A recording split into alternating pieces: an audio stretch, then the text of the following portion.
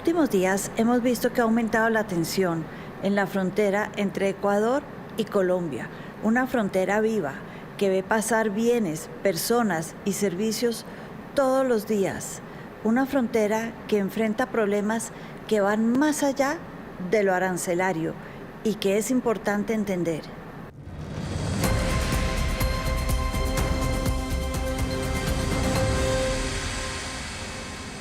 Y para entender lo que está detrás en el juego entre Colombia y Ecuador, me acompaña hoy Rafael Piñeros, profesor de la Universidad Externado de Colombia, doctor en Relaciones Internacionales, Estudios Políticos y experto en América Latina. Rafael, bienvenido. María Teresa, para mí es un placer estar en tu programa. Muchas gracias por la invitación y qué bueno tener esta conversación tan interesante sobre esa frontera que, como tú lo llamaste, es viva. Una frontera de cerca de 600 kilómetros que ve pasar todos los días gente, personas, bienes, toda clase de comercio y que lleva en crisis no desde ahora, sino ya varios meses y semanas. Una frontera donde habíamos visto que se habían cerrado todos los pasos legales menos el de Rumichaca y que ahora anunciaron aranceles que cruzan esa frontera para los productos que vayan de Colombia, 30%, pero lo interesante, Rafa, y nos contarás tú, pienso yo, de esta declaración, es que el presidente Noboa en Ecuador dijo, esto se da por razones de seguridad, no razones comerciales. ¿De qué estaba hablando Noboa? Bueno, yo pienso que es una jugada bastante arriesgada por parte del presidente Noboa del Ecuador, teniendo en cuenta que la situación, como tú lo señalabas desde el punto de vista interno, no es fácil ni sencilla. Para su administración lo intentó con un plebiscito, con la intención de modificar la Constitución el año pasado y los resultados no fueron positivos. Sin duda, ha intentado ganar legitimidad y no sé si tal vez dentro de utilizar el argumento de la seguridad sea un mecanismo para ganar legitimidad interna, porque no la tiene fácil, sigue teniendo un poco más de popularidad que, un poco más arriba del 50%, pero sin duda no ha sido fácil. Y si lo ponemos en el contexto histórico, como tú lo señalas, es una frontera de poco más de 600 kilómetros con tres pasos con tres zonas muy claramente definidas, ¿no? Una es la zona selvática, otra es el macizo de los Andes y otra la zona del Pacífico. Y desde nuestra perspectiva, los departamentos de Cauca, pero los que son limítrofes particulares son Nariño y Putumayo. Y esos tres departamentos, el Cauca, Nariño y Putumayo, es los que concentran hoy el 70% de la producción de cocaína en Colombia. Si nosotros nos situamos en el Ecuador, las provincias de Esmeraldas, Carchí y Sucumbíos son las que más tienen que lidiar con esa situación. ¿Y por qué digo lidiar, María Teresa? Porque con la implementación del Plan Colombia, con la Operación Fénix del 2008 y con el restablecimiento de relaciones, nosotros hemos tenido al menos unos 12 o 13 años de una relación sólida que se fracturó en la administración Santos, pero que también se recuperó en esa misma administración. Entonces hay que tener en cuenta cómo hemos venido de una situación difícil, sí, es compleja. Ecuador ha tenido que absorber los efectos colaterales del conflicto armado. Ecuador ha recibido una gran cantidad de migrantes colombianos cuando buscaban salir del conflicto, pero al mismo tiempo, el día de hoy, especialmente después del 2016, con el acuerdo de paz que hubo con las FARC, pues las rutas del narcotráfico, la mayor presencia de carteles mexicanos, ha hecho que la situación sea difícil. No es exclusivamente por el efecto que hay en Colombia, sino también en Ecuador ha habido una mayor presencia de narcos mexicanos, ha habido una mayor presencia de bandas criminales y por supuesto es difícil, pero creo que también, como lo dice el presidente Petro, pues no es un tema fácil de manejar. Creo que los mecanismos institucionales, las comisiones de vecindad, los mecanismos de diálogo conjunto a nivel ministerial son una salida y creo que es un llamado de atención para recuperarlos, para profundizarlos a pesar de las diferencias políticas. Aquí voy a empezar a desglosar toda esa información que nos diste y hablaste del plebiscito hace unos meses en Ecuador, de un presidente que se ve asediado por la seguridad, que llegó al poder en unas primeras elecciones, cuando hubo la muerte cruzada, que llaman del presidente anterior, es decir, que básicamente renuncia, llegó, entre otras, luego de la muerte de uno de los candidatos, el candidato Villavicencio, a quien asesinaron, faltando días para las elecciones, por lo que el tema de seguridad se convirtió en el tema más importante para los ecuatorianos. Y ahí Entonces viene este tema que tiene que ver con esa frontera y ese plebiscito del que hablaste, porque en ese también hablaba de aumentar el número o volver a crear más bien, porque ya las tuvieron, las cerraron y querían otra vez bases militares de Ecuador, de Estados Unidos en territorio ecuatoriano. Y lo hacen por el tema de seguridad. Tú hablaste de carteles mexicanos, sí, Sinaloa y Jalisco Nueva Generación, ambos operan en Ecuador. Tú dijiste el 70% de la producción de la cocaína, pero se calcula que ese 70%, 80% de toda la cocaína producida, incluida la de Perú, no solo el 70% que produce Colombia, sino sumémosle lo que produce Perú, lo que se ha empezado a producir en Ecuador, sale por el Pacífico a través de Ecuador. Entonces, el problema del narcotráfico ha marcado a este presidente y yo creo que él se estaba refiriendo a una guerra, dime tú cómo la ves, si es una guerra que es la misma guerra en Colombia contra el narcotráfico, bandas organizadas, disidencias de las FARC, simplemente en un escenario distinto que es el ecuatoriano, o si estamos hablando de un gran escenario de guerra contra las drogas en América Latina y simplemente la guerra de ellos es distinta y ¿qué tiene de distinto a la colombiana? Ecuador era una sociedad muy tranquila y tradicional y que sin duda alguna en los últimos 5 o 10 años ha visto cómo los índices de seguridad han desmejorado, las muertes por cada 100.000 habitantes, la presencia de carteles y por lo tanto creo que es una expresión particular que a nosotros tal vez nos asemejaría a esos momentos más difíciles, tal vez de la década de los 90 o del 2000, y que sin duda el asesinato del candidato Villavicencio pues fue un punto de quiebre, ¿no? Entonces, se recrudece la violencia en las calles, se recrudece la violencia contra líderes políticos y el presidente Noboa trata de recuperar, digamos, como el control a partir de proponerle a la ciudadanía si estaría dispuesta a aceptar de nuevo las bases estadounidenses en Manta y la respuesta fue negativa. Entonces, ahí hay un primer elemento. Pero tú me preguntas, ¿es un elemento particular o hace parte de una estrategia más grande? Creo que son ambas. ¿Por qué? Porque la situación es compleja, pero al mismo tiempo refleja una intención particular de los Estados Unidos de volver a estar en sitios estratégicos. Lo dice la Estrategia de Seguridad Nacional de noviembre del 2025. Hay zonas estratégicas y Manta es una de ellas en las que quisieran volver a tener presencia. Ha sido difícil.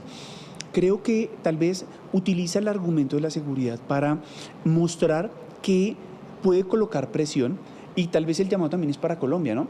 El presidente Petro tuvo diferencias con el presidente Noboa, se pensó que se habían, digamos, como restablecido un cauce normal, pero cuando escucho al ministro de Defensa colombiano decir que las Conbifrón solo tuvieron 2 reuniones en el 2025, me parece que es poco para la importancia estratégica que tiene Ecuador.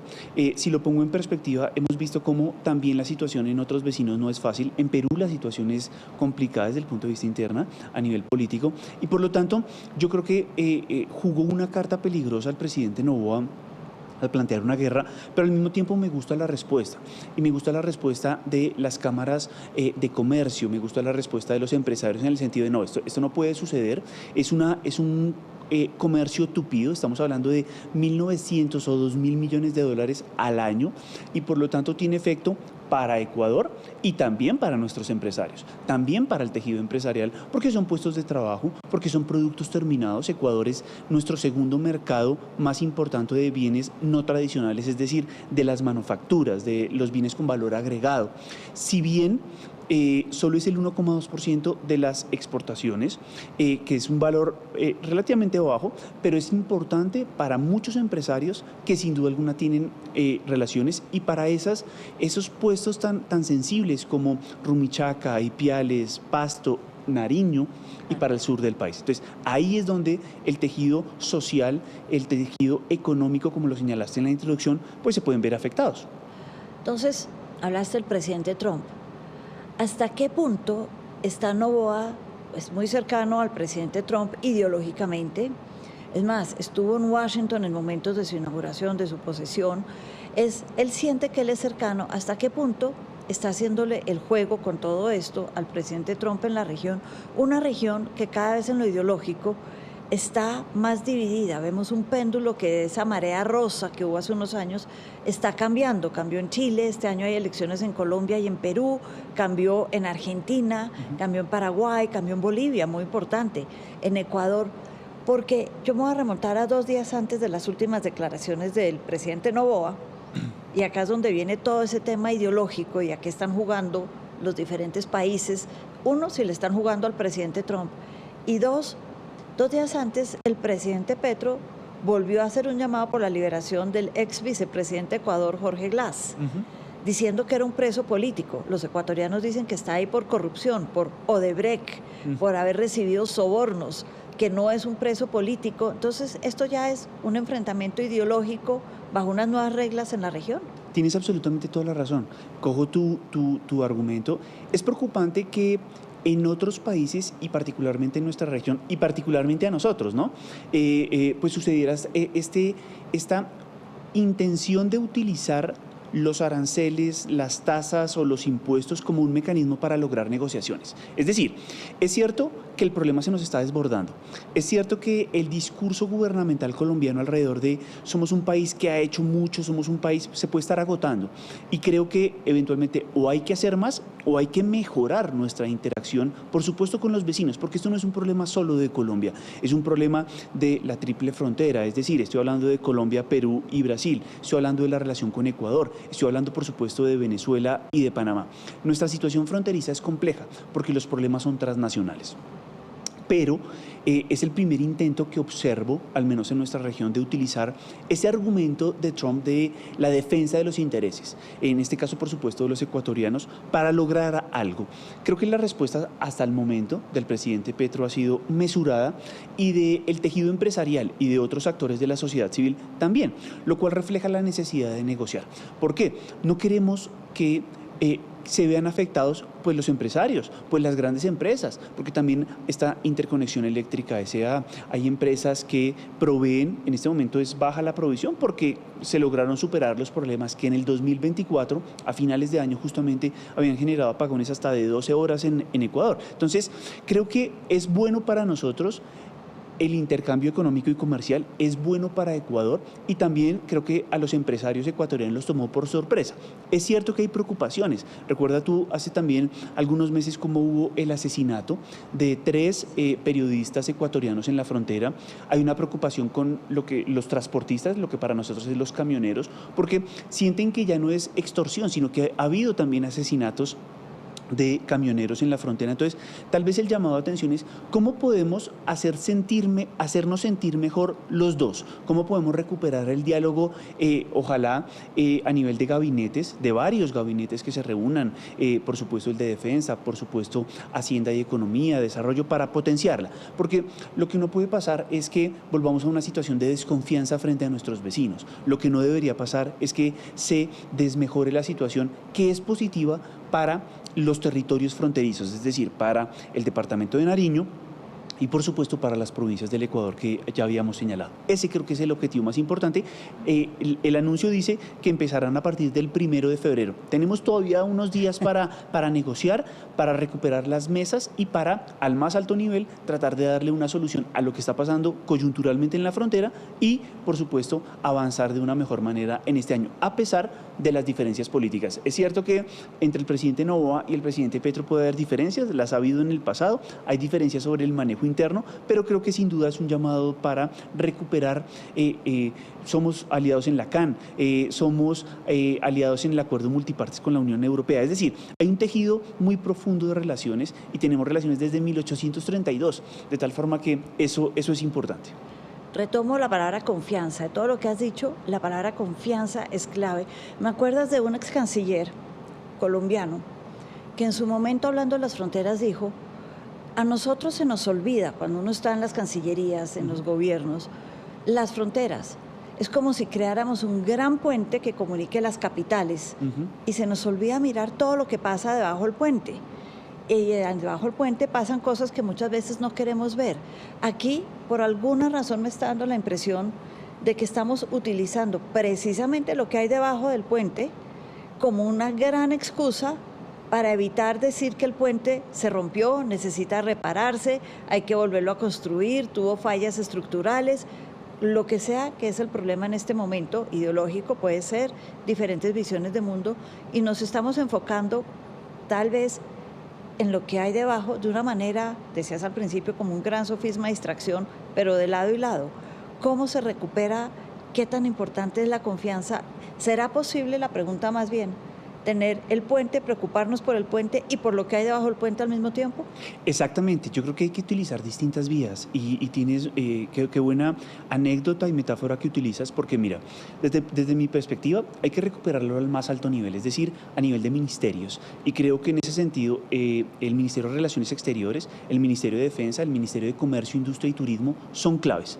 Pero sin duda hay que bajarlo a nivel subnacional, es decir, trabajar de la mano con los departamentos, con las autoridades departamentales y municipales, que son en últimas las que se encuentran ahí.